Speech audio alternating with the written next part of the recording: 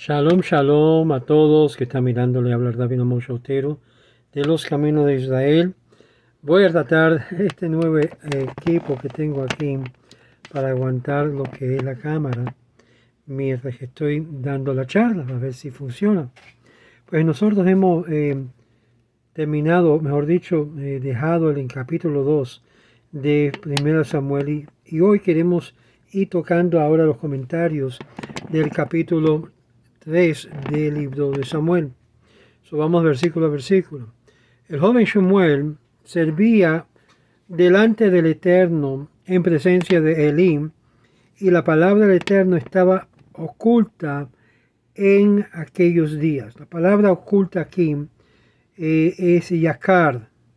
Y vamos a ver esto porque es muy importante entender que fue retenido la comprensión de lo que estaba siendo revelado por el Eterno. Similarmente, si uno quería retener algo, se usaba la palabra amado de Yakar, similarmente como hallamos en Proverbios capítulo 17, verso 27, que dice Yakar Ruach, uno cuyo aliento es querido a uno, pero su comprensión y entendimiento está lejano. Igual que significa uno que su hablar es retenido, o un hombre de entendimiento le es aguantado. La visión no había sido revelado aún, como nos dice, la profecía no se revelaba, y sucedió que en aquel día que Eli estaba acostado en su lugar, y sus ojos ya comenzaban a oscurecerse, y ya no podía ver. Claramente, la expresión de la palabra del Eterno estaba oculta, significa que nadie estaba capacitado para recibir neviot o profecía, y sin embargo Shmuel ameritó recibirla. La noche estaba incluida en el transcurso de las 24 horas llamado día, y por eso, aunque pasó en noche, el paso dice día.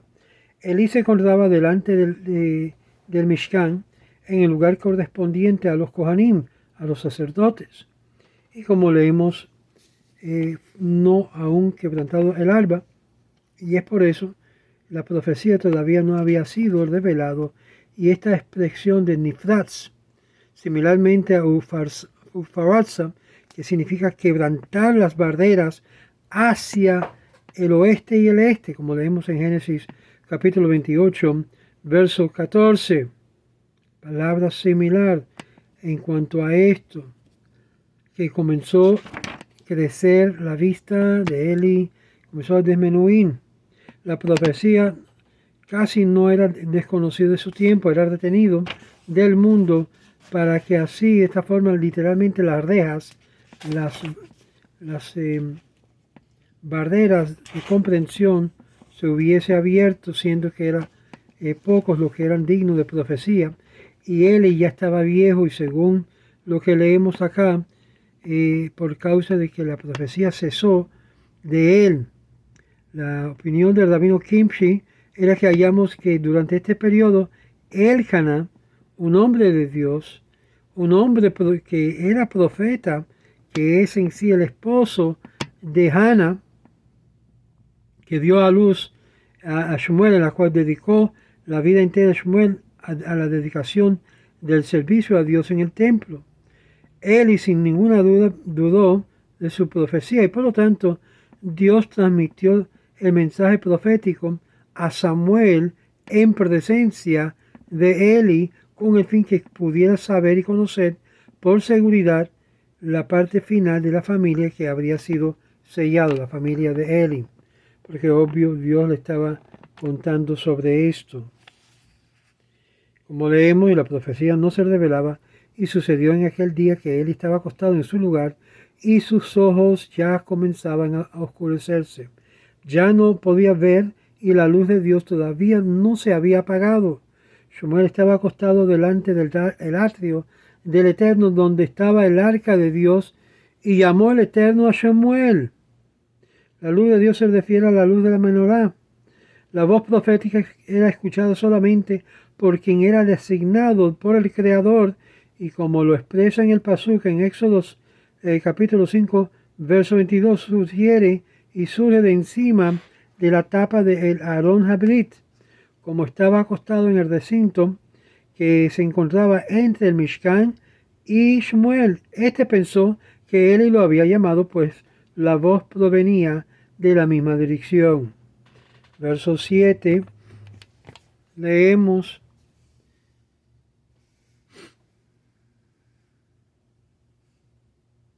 y volvió el Eterno a llamar nuevamente a Shmuel, y entonces se levantó Shmuel y fue a él y dijo: aquí estoy, ¿por qué me llamaste?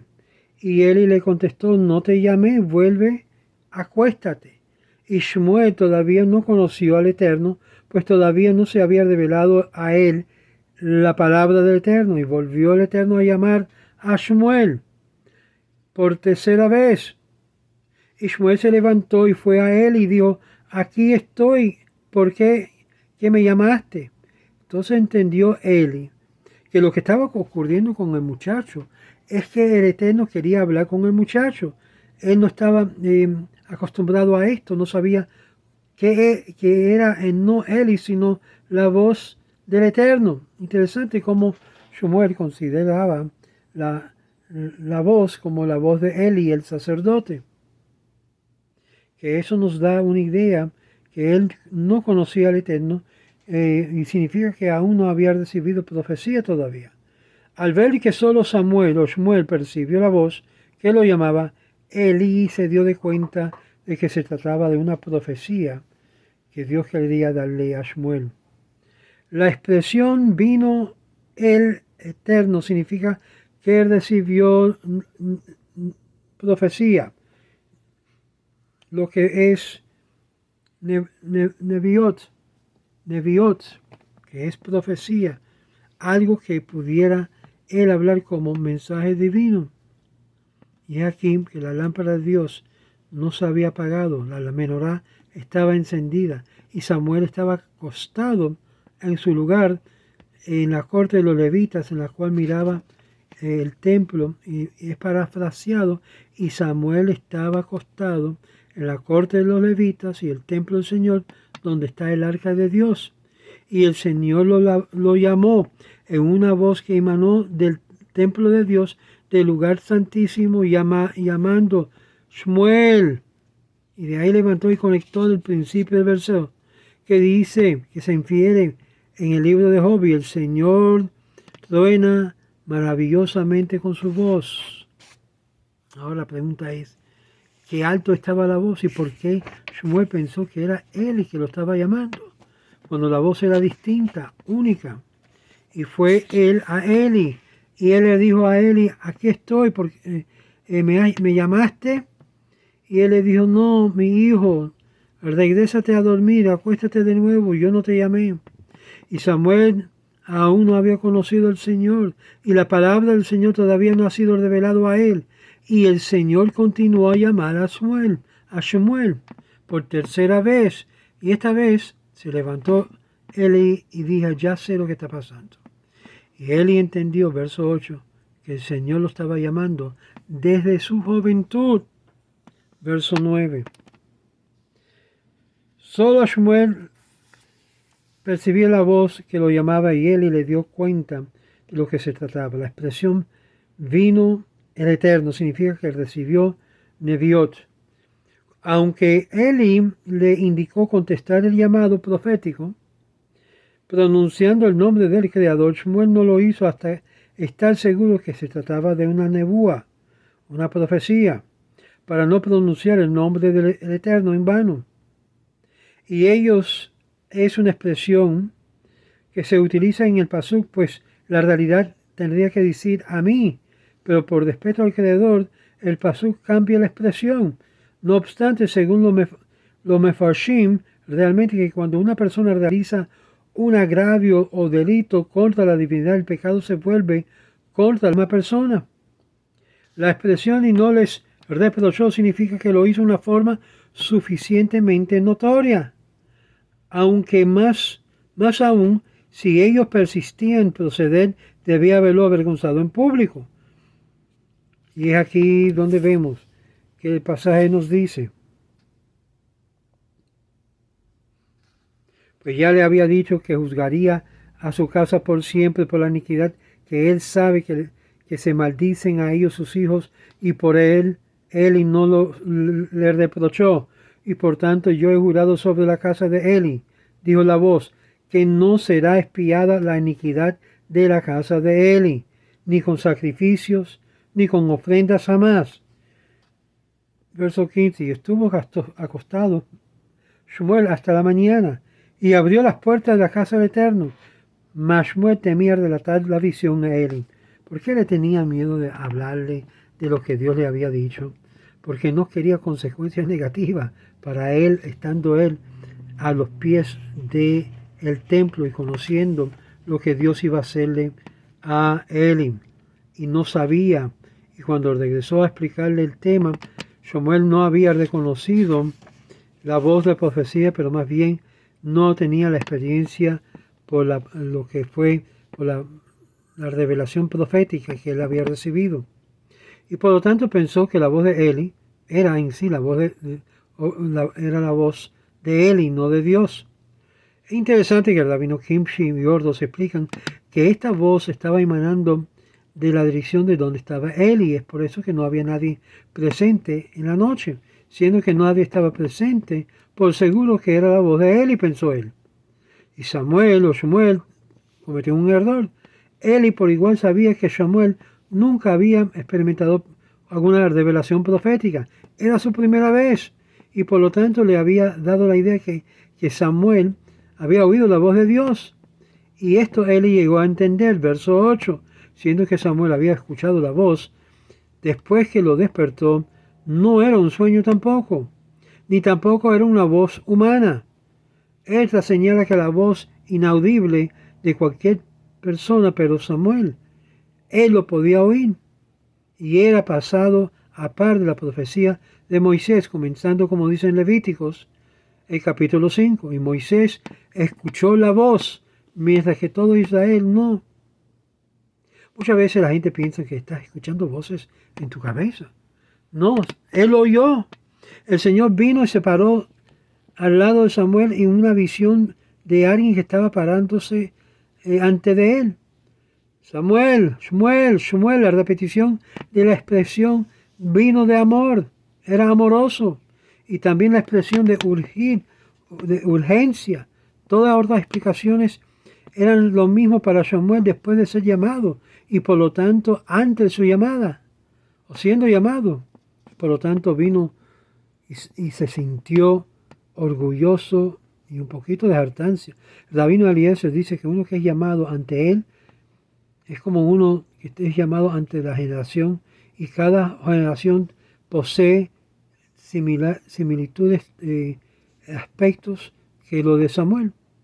Combinando lo que dice el capítulo 9, verso 8, y en el Tosefot de Berajot, capítulo 1, verso 15, y Samuel dijo, habla, y así no mencionó el nombre de la divinidad, simplemente dijo, habla, orda voz, quizás.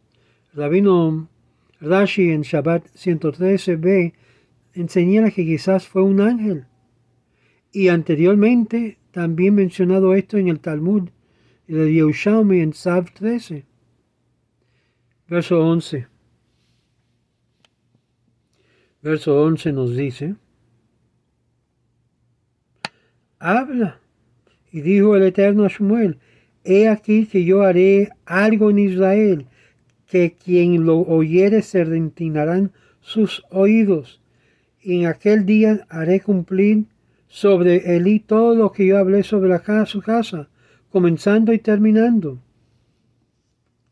Es decir, algo que Dios quería que Samuel supiera, era lo que iba a hacer con Elí y su casa, y por lo que es los hijos que habían traído abajo, mal abusado lo que es sus poderes como o autoridades como sacerdotes en el templo.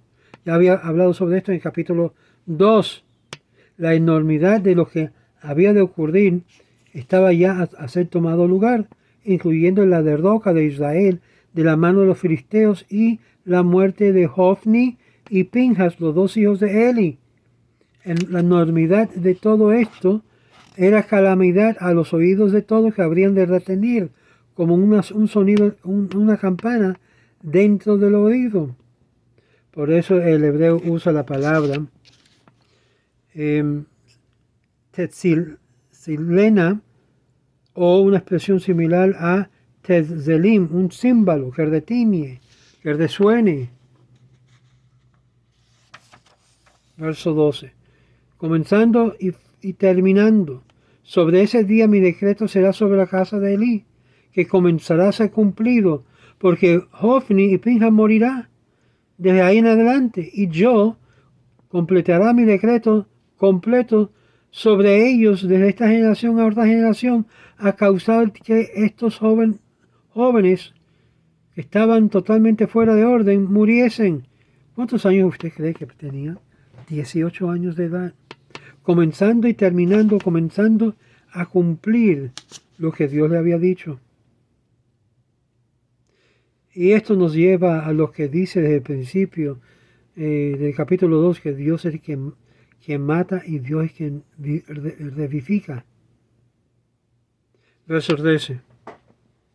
Pues ya le había dicho que juzgaré a su casa por siempre por la iniquidad, que él sabe que se maldicen a sus hijos, ellos a sus hijos, pero él no los reprochó. Si los padres no reprochan sus hijos por la mala conducta y el mal andar que están, entonces los padres también son echados como culpables de no haber reprochado a sus hijos. Es aquí donde está el problema de la sociedad hoy en día, que los padres no reprochan por tener miedo al Estado que le pueden tener consecuencias. Los padres son los que lo mantienen, los que cuidan y los que tienen que dirigir su forma de conducta. Si no lo hacen, ¿quién lo hará? Y es por eso que el Eterno trae consecuencias sobre la cabeza del papá de Elí. Y sus hijos lo trajeron a desgracia sobre ellos mismos. Como dice, y yo castigaré a ellos para siempre, y serán una desgracia, y sus vidas serán cortadas o recortadas. Una vida corta. Oye, la edad de 18 es una vida muy joven para morir. Y repagaré tus culpas de los padres sobre tus propios pechos por los hijos que tuvieses después de ellos. Aún ellos serían inocentes entre él y sus descendientes, y el Todopoderoso sabía que esto sería de nada de inocencia por la iniquidad de sus padres, sus antepasados, que lo habían visitado el pecado hasta esta generación. Sus hijos se lo habían atraído o llevado a hacer una desgracia sobre ellos mismos. Esta desgracia, aparte de todos ellos, habría de ser un estado apropiado porque habían despreciado al Eterno. Y la Escritura usan esta expresión como un eufemismo de algo que habían traído sobre ellos, una desgracia, un desprecio, literalmente Meja'alim, que se refiere a una maldición sobre ellos. Y de igual manera maldicen con la expresión de irreverencia y desgracia. Cuando usted ve a los hijos que se están burlando de la fe y la religión de los padres, ¡ay, padres! Hay que reprocharlos. Rabino Rashi desea hacer muy claro a nosotros que los hijos de Eli no eran culpables de la maldición del Señor, sino más bien eran culpables por la altitud e irreverencial hacia el Eterno. El verbo kalel, que normalmente se rinde como maldición, es basado sobre la asunción de maldición que es indicado por la falta de respeto, la falta de reverencia, la irreverencia, la burla y la desgracia. Esto es castigado. El rabino Kimchi rinde esto como que no se restringieron ellos mismos ni fueron ellos reprendidos por su carácter y andar de esta forma. Versos 23 y 25. Esto ocurre después que están ya de edad. Y sus hijos temieron que ya no tenían que temer ya más adelante. En sus años de juventud no hizo ninguna reprensión ni lo reprendió por sus malas conductas. Y ahora que están un poquito más grandes, ¿van a poder corregirse? Sin embargo, Rashi rinde esto que ellos hicieron esto para oscurecerse ellos, para ponerse oscuro en cuanto a su rostro, desde moviéndolo del oficio alto que tenían. Es interesante, uno de los 18 Tecunei Soferim, enmendación de los escribas, da lista del Talmud Beshalá, que menciona también el Merjita Beshalá, que estos fueron construidos con el fin de significar que los mismos eruditos, los mismos escribas, alteraron el texto de las escrituras, llamándolo así enmendaciones, que realmente son sustitución de la escritura para demostrar más reverencia de la expresión y menos reverente por ser corregido en uno. Estas sustituciones o eufemismo es revelado a nosotros por los escribas que fueron quienes escribieron los hombres de la gran asamblea, y nos revela a nosotros que el texto escritural no es como debe ser interpretado en palabras, pero más bien como un eufemismo de palabras apropiadas. Génesis capítulo 18, verso 22, y también continúa lo que es esta idea, que tuvieron que hacerlo para que no fuera tan fuerte. En cuanto a lo que es los sacrificios que se estaba ofreciendo para siempre. Vamos a pautar aquí al verso 14, porque vamos a ver que Samuel se presenta lo que es al piso y duerme hasta la apertura de la puerta, que la casa del Señor está abierta. Vamos a continuar este asunto, dejando en el versículo 14 que el sacrificio o por las ofrendas. No nos terminamos aquí, pero quiero decir que según el Gur Aye y el Albo, el Sefer de Joseph Albo, el Sefer Akirim, parte 3, capítulo 22, los escribas mencionados aquí son los secretarios que a veces se sustituye un más reverente expresión cuando la expresión es uno fuerte o no tan elevado. Para corregirlo, el texto fue originalmente enmendado por el Todopoderoso, como los secretarios hacían frecuentemente para elevar el significado. Matenot Kehuná lo menciona así, también el Talmud Beshalá, capítulo 16. Y continuaremos con este estudio del Sefer Shmuel, capítulo 3, y llegamos al versículo 14. Shalom.